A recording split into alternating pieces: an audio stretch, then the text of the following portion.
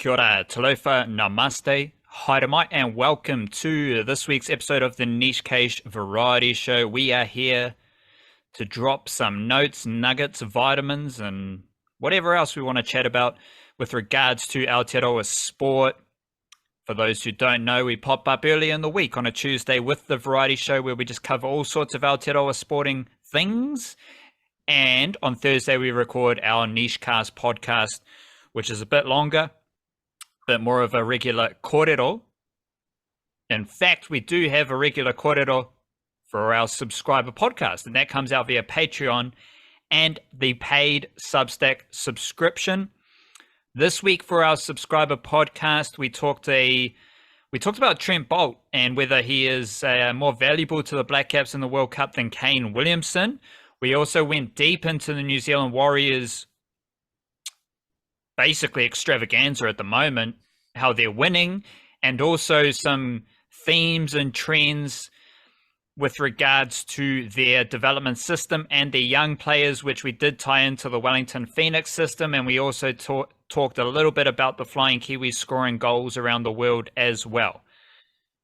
So there's extra Aotearoa sporting kōrero there in the subscriber podcast. You can listen to that by signing up to Patreon or jam in a paid Substack subscription. That drops on a Tuesday with the Variety Show, and we do appreciate everyone who supports us via Patreon and the paid Substack subscription. You can read about Aotearoa sport on our website, theniche-case.com, which is the whare, but you can also just sign up to our free newsletter via Substack, thenichecase.substack.com, and that comes out every Monday and Friday with things written specifically for the newsletter and also links to our website and all the podcast information. Basically, everything you need about the Niche Case is part of that email newsletter via Substack. You can then do a paid Substack subscription to support the Niche Case, or you can just go through Patreon. And of course, we do encourage balance, and we encourage everyone to get off their screens and get outside and enjoy Aotearoa. Ground yourself, get out in nature, tap out from the interwebs, tap out from the technology of the world, and whatever else you want to do. Get some Aotearoa vitamins in your veins, get a bit of fungi in you. Just connect with nature. But it would help us out as well if you did subscribe on YouTube, follow us on X and Twitter and Instagram and all that other stuff, just to get some Aotearoa sporting information. That's all. We don't encourage scrolling, but we it does help us out, and we're just here to share Aotearoa sporting excellence. So we do hope that you can enjoy the Niche Case however you want to do it, whatever way you want to do it. There's a variety of different ways to enjoy the Niche Case, and we're just here to broadcast Aotearoa sporting excellence. And before we get into some Aotearoa sporting excellence, let's get a bit of mindfulness.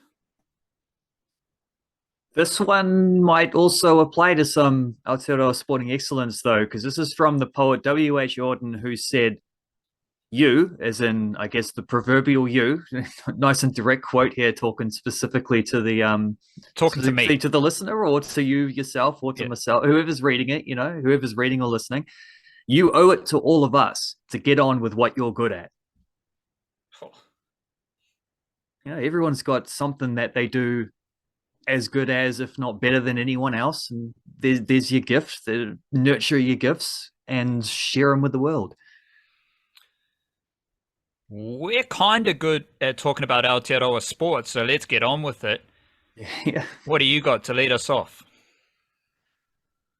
Oh, that's a slightly awkward transition because I'm actually talking about Australian sport here, but no. I will bring it back around because my leading headline here is that I just think we all got to get on board the Matildas bandwagon. The Aussie women's footy team going gangbusters at the World Cup, all the way into the semi-finals. They're going to face England, which is bound to be an absolutely cracker atmosphere there. Got past France in one of the best penalty shootouts in the history of the concept of penalty shootouts, probably. Just insane drama, and they've been real good to get to this point, getting through without Sam Kerr for the best player for the majority of the tournament. Incredible fun. And you're seeing really like the bandwagon effect that you're getting across Australia. There were games on I was stunned to see they were broadcasting the game on the big screen at AFL games over the weekend. And then when they stopped, because the game itself started at, I think it was at the SCG. I think it might have been the MCG. It was one of them. They're playing the game beforehand, and then they had to stop to actually, like, the AFL game was starting. So they were like, it put a message up being either keep streaming on your phone if you have to, or we're going to play it in the concourse and the TVs around the stadium. Half the bloody people just went and left their seats to go watch it in the stand. Is amazing. Like, this is football doing unprecedented things in Australia, and we don't normally ride with the Australians as New Zealanders. It's not our standard practice, but the Matildas, for one thing, are a very likable team. And also, as I'm going to say here, like the theme of this point, the better Australian football is, particularly on the women's side of things, the better New Zealand football is going to be as well. We have a Wellington Phoenix team in the A-League women's. We have a Wellington Phoenix in the A-League men. Like, that's the main, or the biggest pathway probably for professional players at the moment is through the A-League on both sides of things. The A-League women actually just increased their import capacity from 4 players to 5 players, which is in line with what the men's comp does. And we're already been seeing so many New Zealand women in particular playing in the A-League for non-Phoenix clubs, as well as the Phoenix. For non-Phoenix clubs have had heaps. Well, now there's an extra import spot allowable, so that can only be a good thing for Kiwi players trying to get there as well. There was a subsidy for Kiwi players for Aussie women's teams as well. I'm not sure if that's still the case, because that was kind of brought in along the lines of, like, to sugarcoat the Phoenix being told they have to have a certain amount of Australians, but that's actually not the case anymore. But yeah, like the A-League has become the new elite pathway for New Zealand footballers, especially New Zealand women's footballers. It's no longer the USA college scene. And the A-League also happens to be a nice feeder league to England and to Scandinavia and to a few of these other big leagues. So it's like, it's not just that you get an opportunity to play pro there. It's a stepping stone towards bigger leagues down the line. And we know that, like, players get developed at club level. This is the day-to-day stuff. That's where it happens. That's where the progression in their careers happens most of all. It's not the 2 weeks you spend every couple of months with the national team. Look at that Matildas team. There's only, I think, 2 of them who are current active A-League women's players, and they've been two of the players that were a bit of like stars in that French game. Claire Hunt at the back has been fantastic all tournament, and I think Courtney Vine scored the winning penalty in the shootout, so that's nice. But every single one of that team, they may not play there anymore, but every single one of that team came through the A-League to start off their careers. We've seen a bunch of smaller nations doing better than expected at this World Cup, and most of those nations did so not because of superb infrastructure in their own countries, but because they've latched onto the infrastructure in other countries. So you had like Colombia with their best players playing in Spain. You've got like Jamaica with their players spread between England and USA. Haiti is the same, but France and USA. The Philippines, basically their whole squad were born in America as well. And New Zealand has that with Australia, who themselves have that with England, which means that we also get to have that with England if we develop the Australian link well enough. The stronger Australian football is, the stronger New Zealand football will be, and we're only just beginning to see what that looks like as well. So this is the start of something rather than anything else. So frankly, all aboard that Tilly's bandwagon. Tilly's till we die. Matilda bandwagon has only been around for a few weeks, and we all know Aotearoa Warriors bandwagon has been around for 25 years at least. Truth. And the bandwagon at the moment is a very interesting place for the Aotearoa Warriors. It's an interesting place just to hang out, like you got a few different characters, you got some Warriors trauma, you've got some Warriors optimism, you got all sorts of different energies and vibes there on the Aotearoa Warriors bandwagon, and I've been dwelling there. Having a few vitamins with the Aotearoa Warriors fandom, just trying to make sense of what is happening right now, because the Warriors defeated the Tigers. But it was another, like, kind of just a weird game from the Warriors, in which they come up against the team who was last and they don't dominate them. And we're seeing around the NRL, there are teams who are dominating bottom 8 teams. We broke that down a bit in the subscriber podcast, so check that out for a deeper dive there. But it's just this vibe, like the Warriors, they're winning, but it's not looking like the Broncos dominating an opposition team. It's not looking like the Storm dominating the Raiders, and it's an interesting one to ponder. So I'm going to break it down a bit and say that the Warriors have 5 wins in a row, which seems pretty good. Pretty good. And those 5 wins, since losing to the Rabbitohs, like, do we forget that the Warriors changed the whole season for Sharks?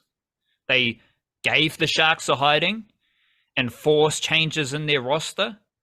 The Sharks are a top 8 team. We know how they play against other top 8 teams, but they're 5th right now, and the Warriors have dominated them twice this season. After that, the Warriors, I think they went to Sydney and dominated the Eels. The Eels aren't one of the best teams in the NRL, but the Warriors went to Sydney and dominated them on their home turf. Raiders are a weird team, and we also discussed in the subscriber podcast that the Titans and Tigers are a very funky attacking teams who have nothing to lose. So I'm leaning towards just getting the dub for the Warriors. Any means possible. Just get the dub, because we've seen that the Warriors have wins over good teams, wins over bad teams. They've won 5 in a row. Like, they didn't lose to the Titans, they didn't lose to the Tigers.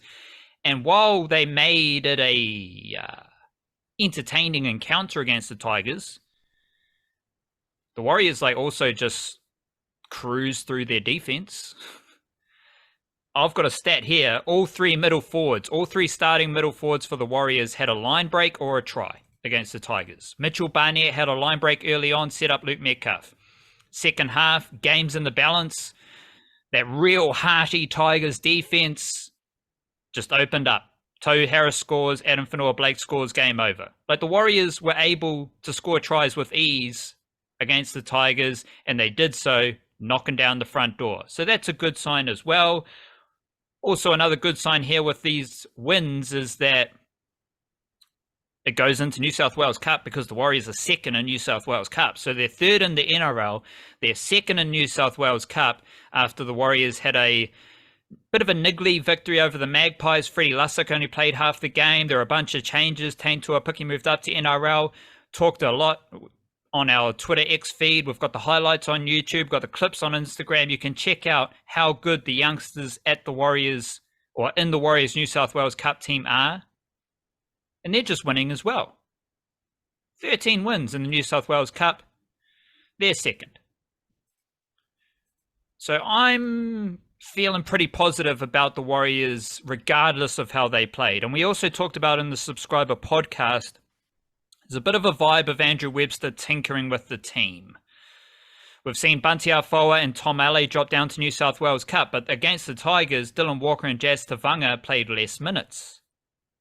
We've also seen Zion Mai'uu go from starting prop to bench prop in New South Wales Cup. Again, it feels like the coaching staff are in alignment as far as managing workloads go, and I'm talking myself into feeling really good about gritty Warriors wins by any means possible. Just get the bloody dub, move on, and I'm not too worried about the style of performance at this stage.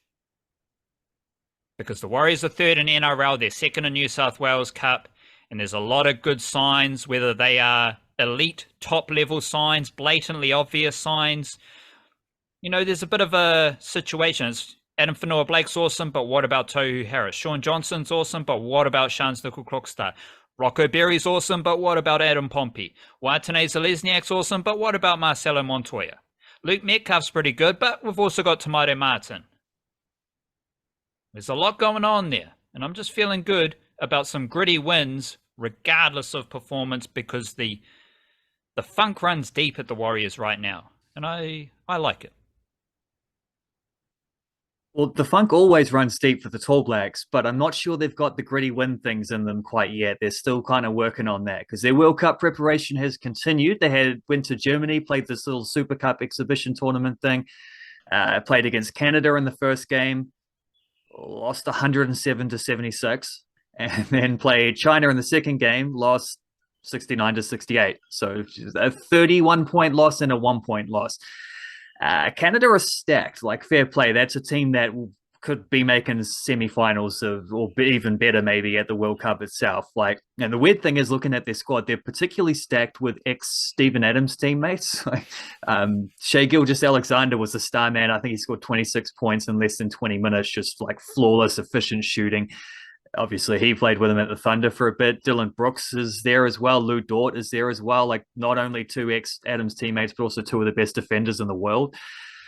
And yeah, great defense was a big issue coming up against that Canadian team because it was just turnovers after turnovers after turnovers. The shooting was okay. Like, actually, the shooting was quite good even from the Tall Blacks. I think they hit 40% from three in that game, but 26 turnovers is going to kill you most games, and it did here, certainly. Annoyingly, a much closer game against China, which they led most of the way, also had 21 turnovers, and that cost them in the end. Well, I'll tell you what, it was Lee Kai for China who led the way. For them, Lee Kai, another former Stephen Adams teammate, you may know him better by his English name, Kyle Anderson. Played first year that Adams was at the Grizzlies. Apparently, he's playing for China now, which I knew he was thinking about doing that. But not only is he playing for China, like, they've given him like a Mandarin name to to fit in. So that's quite cool, actually. Is he still with the Timberwolves? I don't know because Rudy Gobert punched him in the face last year. I don't know if you remember that. I don't know how that's going. It was obviously, what do they call him? Slow-mo. They call him Slow-mo. He was at the Spurs for quite a while. He's a really good player. But he's not playing in China as a, like... I don't think so. No. Yeah, I don't think he's doing the Michael Beasley thing yet, but he does have Chinese heritage, like a grandparent or something like that. So yeah, he was real good in that game. Tall Blacks led for most of the way, but then in the last 6 minutes of the game, they shot 2 of 10 from the field and turned the ball over on the last play when they were trying to find a shot to clinch to grab the victory, basically 1 point down. These games weren't televised, but at least they weren't televised in New Zealand, but info is out there about it. Finn Delaney's really good in both these games. He's clearly shaping up to be a key man for the Tall Blacks, particularly a Tall Blacks team that is missing a few of the players that have kind of led the way in the past, most notably the Webster brothers, and also obviously, they wanted Stephen Adams back for this one to play against all his ex-teammates, but that wasn't able to happen because of his knee injury. Did get 10 minutes for Shea Ili in the China game, though.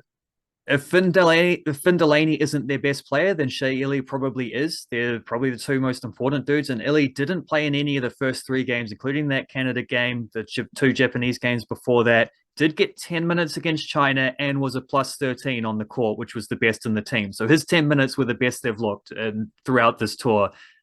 That's not a coincidence. That's just Shea Ili being Shea Ili.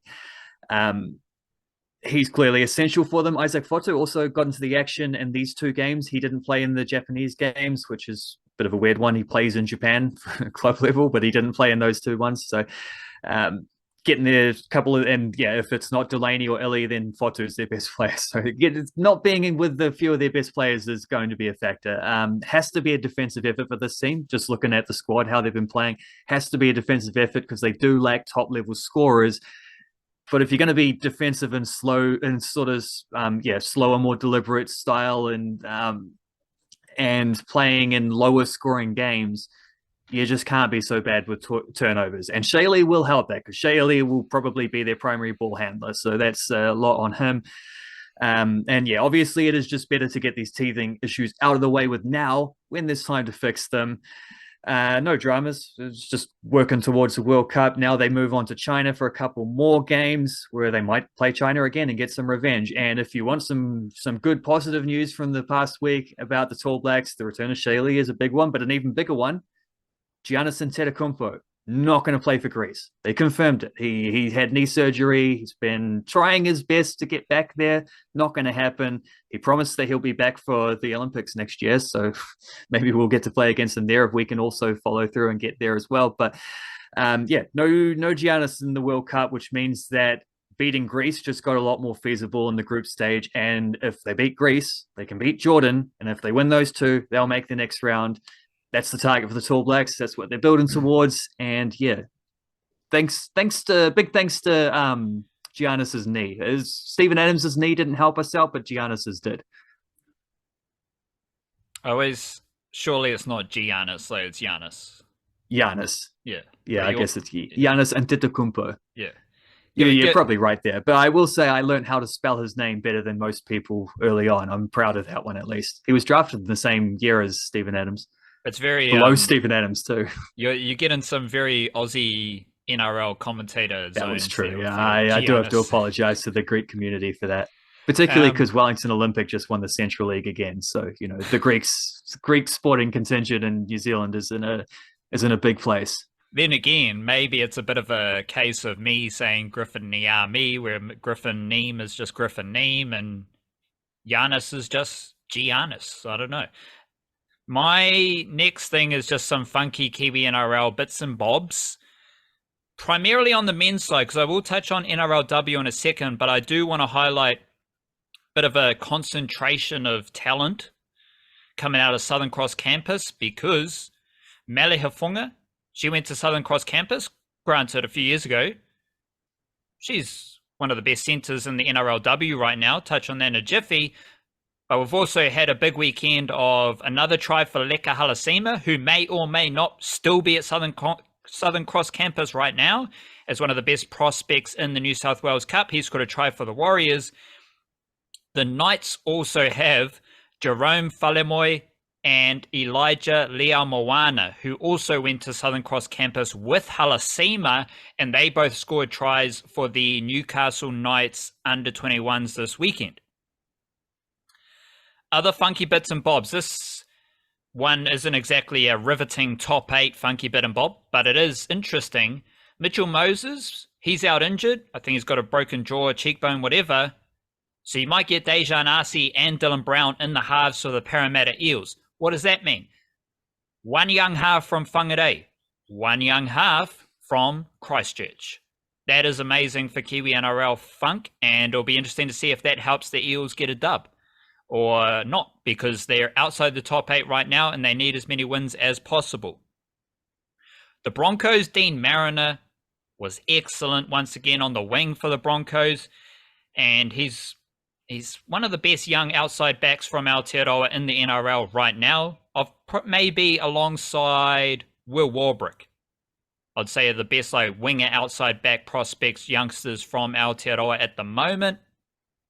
Jordan Ricky was also really good playing his edge forward role. Once again, the biggest indicator of Jordan Ricky's ability is how quickly he played NRL, how quickly he played consistent NRL, and how impactful he is with his energy and aggression and physicality. And he's been doing that as soon as he entered the NRL, and I'm hoping to see him feature prominently for the Broncos in the NRL finals. No Xavier Willison. That's another interesting one. Xavier or Xavier. I just go with Xavier. He's from Waikato. Talked a lot about him this season. He didn't play, I don't think, in that Broncos win at the Gabba, but I'm still fascinated by his finals role. Leo Thompson's playing for one of the hottest teams in the NRL right now, the Newcastle Knights. Shout out to them, because they've got a fair amount of Kiwi-NRL talent throughout their grades, even though theme of the Knights Kiwi-NRL vibe, the previous wave have all left. But the current wave, they're pretty good. Leo Thompson, twin brother Tyrone Thompson, he's playing Super Rugby, NPC Rugby. Leo Thompson, he's starting prop for, again, one of the hottest teams in the NRL right now, the Newcastle Knights, who have a similar 5-0 winning record as the Warriors. He's going to play finals footy. Breakout moment for him. Can't get enough of Nelson Asafa-Solomona. He's not a youngster. He's not a junior, he's not a prospect, but he is entertaining. He is extremely fun to watch. I do love watching Nelson Asafa-Solomona play rugby league. He was destructive again against the Raiders. And I want to try get this clip out there of him diving on 2 loose balls. Biggest player on the field, and he is willing to just dive on a loose ball no matter who else is trying to get there. Effort plays as well as those athletic kind of just beast mode plays that Asafa-Solomona does so well. I love watching Asafa-Solomona. He was excellent once again. Even the Tigers. I reckon like Stafford Toa, Isaiah Papali'i, they're too good for the Tigers. But they're probably going to be part of the rebuild there for a few more years, I'd say. See what happens. But they were pretty good against the Warriors. Tigers also had Asu Kepaoa, he's from Auckland, and Junior Tupou, he's from Auckland as well. Go on YouTube, search Junior Tupou. There'll be a video of him running the 100-meter sprint for Waikofi Intermediate, which I believe is in kind of central Auckland. So he was born and raised in Auckland before moving over to Australia. And that's about it for the funky Kiwi-NRL notes. Yeah, we'll stop there. What else you got? Funky Flying Kiwis football notes, because Flying Kiwis transfer season just rolls on, glorious abundance. And just in the past week alone, we've had 5 major deals. Those 5 deals: James McGarry to Aberdeen. He leaves Central Coast for apparently a 6-figure fee. He was only there for like 6 months, getting like a $10,000 for every month he played for them. That's a pretty good return. He also won a A-League championship with them. That's a pretty good return. That's some heroic short-term stint stuff right there. McGarry, obviously former Phoenix player as well. He joins an increasing pattern of just A-League players going to Scotland in particular. For some reason, that's just been a thing. He's getting on board that. And he's not just going to any old Scottish club either. Like Aberdeen finished 3rd last year. 3rd means the only 2 teams who finished above them were Celtic and Rangers. 3rd means that they're in about a week and a half, they're going to be playing Europa League qualifiers in the playoff round, which means if they win that, they'll go into the Europa League group stage. If they lose that, they'll drop into the Conference League group stage. So European football awaits for James McGarry on the back of this move. Huge stuff. Also got Paige Satchell to London City Lionesses. This is 2nd tier in England, where she will join Grace Neville, who another Football Ferns international recently re-signed with the Lionesses for her 5th season there, whereas Satchell will be playing for her 5th different club in 5 seasons, whereas Neville's been at the same club for 5 seasons. But right winger and right fullback could get a nice little combination going up the flank there for the Lionesses. This is a great move for Satchell because it had already been whispered she was going to be released from the Phoenix, where I think that was just the right thing to do, where yes, she's a New Zealand international, but also she's a bit of an inconsistent and imprecise striker for a team that's trying to figure out how to become more precise with their attack. It just didn't really suit her development or the team's development. Now she's at a club where she should be able to really, thrive on the technical stuff and the decision making in the final third and the execution. Like all that stuff is gonna be much better suited playing for a team like London City. Love that move for her. Tyler Bindon to Reading. Tyler Bindon is a funky one because he is an American under-19s international, which is not the most promising. They do owe us one. I will say USA do owe us one for Tyler Boyd. So this is how they could make amends for that. But Tyler Bindon, another Tyler, he's 18 years old. He's just signed with Reading. He had been trialing there since the end of last season. So he's been there for a little bit, chugging along, and has already made his debut in a League Cup game. He is the son of Jenny Bindon, who played 70-odd games for the Football Ferns as a goalkeeper, who was born in America but moved to New Zealand and played a lot for a bunch of clubs in Auckland. And his father, Grant Bindon, is a ex-New Zealand volleyball representative as well. So there's big sporting reps there. Played for East Coast Bays a lot growing up. Hopefully we can get him to switch back over, but he's at Reading now. Olivia Page to Sheffield United, same league as Paige Satchell, but this time it's another sort of teenage player moving up. She was part of Eastern Suburbs' title win last year in the National League. That's an exciting move for a young player below the football ferns level, getting their first step into the pro realms at a pretty good step it is too. And then also Joey Champness to Adanaspor in Turkey, Turkish second tier. Joey Champness hadn't played club football for about 18 months. Like, he'd been without a club since he left Giresunspor and got a massive payout because they hadn't been playing them, and him and a couple other players sued them and got a bunch of money, which I guess means that he felt he didn't have to. I don't know. He was just living the good life for a little while. He's back now. He's playing at Adanaspor, and he scored a beautiful goal on debut. So there you go. He's already cracking into it for them. That was just McGarry, Jason McGarry, Paige Satchel, Tyler Bindon, Olivia Page, Joe Champness. That's just in the last week alone for this transfer window. I want to highlight some NRLWahine who are doing all the mahi. First and foremost, Georgia Hale, who has made 210 tackles with one missed tackle in 4 games.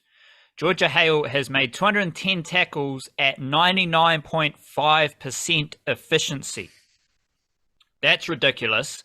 She has had 3 consecutive games for the Titans, making at least 50 tackles and no missed tackles.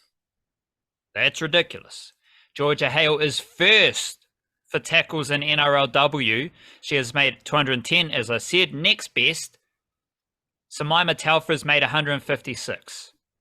Not even in the same ballpark, let alone Hale is doing it with far better efficiency than any other player in the NRLW. Third for total tackles is Alexis Tauaneai, as I keep saying, 18-year-old from Wainuiamata in Wellington. Third for tackles, playing for the Dragons. They've only won 1 game this season, but the loss against the Raiders was a golden pointer, and Tauaneai played 74 minutes. So her minutes this season go 52, 46, 67, 74. For those who don't know, NRLW, 70-minute games. She played the whole game against the Raiders. Once again, 18 years old, 138 tackles this season, 96.5% efficiency, averaging 151 meters, playing full games. That's crazy. So shout out to Georgia Hale and Alexis Tauaneai. Right on. I had a Wellington Phoenix note, but I might scrap that because just saves the time, and I am going to write about that anyway, so that one's not going to waste. But I really wanted to get this last point in too, which is that in the 89th minute, Nottingham Forest 2-1 loss to Arsenal. First week of the Premier League season. They were chasing an equaliser. They bring on substitute Christopher Grant-Wood. He didn't get the goal. They still lost 2-1. You know, it just didn't quite happen for him that way. But that appearance alone did mark something very special, because that made it 20 consecutive Premier League seasons in which there has been a New Zealander playing. There have been 6 Kiwis in the Premier League overall. Lee Norfolk was the first. Danny Hay was the next. They weren't part of the streak because they were sort of isolated. It was the streak begins with Ryan Nelson making his Blackburn Rovers debut, continued on with a little bit of Simon Elliott at Fulham, bit of Chris Wood at a couple different clubs, actually. His funky thing is that Chris Wood actually debuted in the Premier League for West Brom when he was 18, before Winston Reid played for West Ham. So Winston Reid is actually the most recent debutant for the for a New Zealander in the Premier League. And yeah, Winston Reid's career at West Ham followed on from that. Chris Wood has been alone for the last few years. He is up to 197 appearances in the Prem. Ryan Nelson has 198. That's the Kiwi record. So with this game, Chris Wood sets the 20-year streak, keeps that alive. With his next game, he ties Ryan Nelson's Kiwi record for Premier League appearances. Game after that, he goes ahead of Ryan Nelson's Premier League record for Kiwi Premier League appearances. And then the game after that will be his 200th. So it's just milestone appearances the whole way through. Likely to all be 5-minute cameos off the bench, the way his team looks at the moment. But, that's still, at least you're getting something out of it. And we could have number 7 on the way very soon, because Matt Dibley-Diaz, the oft-mentioned Matt Dibley-Diaz on this podcast, who reportedly has been in discussions to represent New Zealand at the Olympic qualifiers. Under 23s coming up soon. That sounds like that might, at least as a possibility of happening. He was on the bench for Fulham in week 1. This is the third time he's made a matchday squad in the Premier League, but the last two were, end of season, mixing it up, give a couple youth guys a chance. This is week one, everyone available, priority, like best team possible. And he made the cut for the matchday squad. He was an unused sub, but that debut can't be much further around the corner, you got to think. I am going to highlight some centres in NRLW, of which there are many. To list them off, Leanne Tufunga playing for the Tigers. Anessa Biddle is playing for the Sharks. Tufunga and Biddle from Otara. Mele Hufunga, as I said, from the Mangere region. She's playing for the Broncos. She scored a great try this round. Abigail Roach, sister to Nathaniel and Paul Roach. She scored 2 tries for the Newcastle Knights. Her centre partner for the Knights is Shanice Parker. I think she got a yellow card, and she's pretty much Australian, but she plays for the Kiwi Ferns, so shout out to her. Shayelle Robbins-Retty plays for the Raiders. She played this week in their loss. Mackenzie Wiki, she didn't play for the Raiders, but she's also a centre. And, of course, Niall Williams-Guthrie plays centre for the Titans. Looking at the NRLW stats, well, top 5 for tries, we got Mali Hufunga, we got Mali Hufunga, Leanne Tufunga, and Abigail Roach. Line breaks, we got Tufunga and Hufunga. First and third. Post contact meters, Anessa Biddle. First in the whole NRLW. Tackle breaks, we got Hufunga and Robbins-Retty. So those Aotearoa centres in NRLW are tearing it up. Shout out to them. Musical Jam. Found a new band, Flaxies. 2 X's. Flaxies. Pretty cool. Bit of a Sticky Fingers vibe with Flaxies, low-key, kind of mellow rock, bit of dub, bit of reggae. It's cool. Can't go wrong with that type of music in Aotearoa. Suits us down to the ground because we're grounded. Also, shout out to Paige and her song Dance With You. Wholesome, glorious Kiwi music. What's your musical jam for this week? On the overseas front, Michaela Davis got a new album coming out. She plays the harp. So this is kind of like 70s inspired, say sort of soft rock kind of music, but she plays a harp, like an actual, not like a mouth harp, but a proper full on, like playing in those little string things. So that's pretty cool. And then there's a new song from the Julian Temple Band, which actually came out like 3 or 4 weeks ago. I forgot about it, but I was listening to it again because I was trying to see when the album comes out. It's called, I think, Hear No Evil. That's awesome. That's just like a garage rock kind of tune, real chugging along kind of thing. And Darts, the band from Wellington, New Zealand, keep putting out just like snappy little sort of punk influenced kind of singles that are just catchy as hell and always kind of funny as well, like about just funny, relatable New Zealand lifestyle type things. Darts just keep tuning. They've had a couple singles in the last couple of weeks that are great.